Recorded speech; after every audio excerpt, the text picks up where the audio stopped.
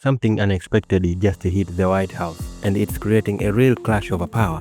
A federal judge has stepped in and ordered President Donald Trump to temporarily stop his plan to build a massive new ballroom at the White House. What was supposed to be a bold upgrade is now a legal battle, and it's raising serious questions about who actually gets to decide changes like this.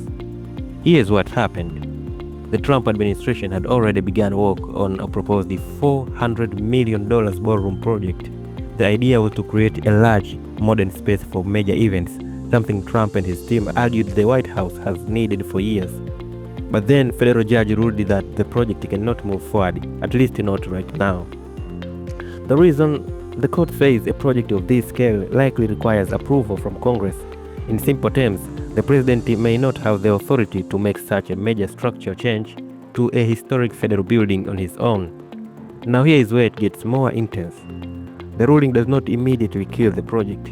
There's a short delay before the order fully takes effect, giving the administration time to respond, and that response is already happening. The Department of Justice is appealing the decision, signaling this fight is far from over. So how are people reacting? Supporters of Trump say this is another example of the court slowing down a president's agenda.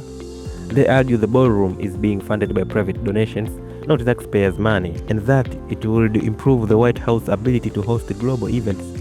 On the other side, critics, including preservation groups, are raising alarms. Organizations like the National Trust for Historic Preservation say the White House is not just any building, it's a historical symbol, and major changes should go through Congress to protect its legacy. In the media, coverage have been intense and divided. Some outlets are focusing on executive power, how far a president can go without lawmakers.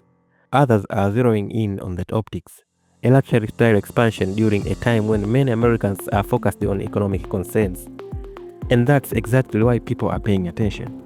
This isn't really just about a ballroom. It's about where presidential authority stops and where Congress steps in.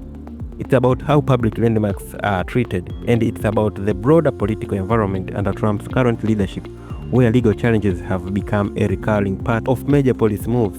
There's also a bigger pattern here. We are seeing more moments where courts are acting as a direct check on executive actions, especially when those actions push into gray areas of the law. So what happened next? The appeals process could move quickly, and higher courts may weigh in. There's even a chance this could climb all the way to the Supreme Court if the legal questions expand. Meanwhile, Congress could step into the spotlight, either backing the project or pushing back even harder. Here is the bottom line. This situation shows how even something that sounds simple, like building a ballroom, can turn into a major political and legal showdown. It's a reminder that in Washington, every big decision sits at the intersection of power, law, and public opinion. Now I want to hear from you. Should the president have the authority to make changes like this to the White House, or should Congress always have the final say? Drop a thought below and let's get into it.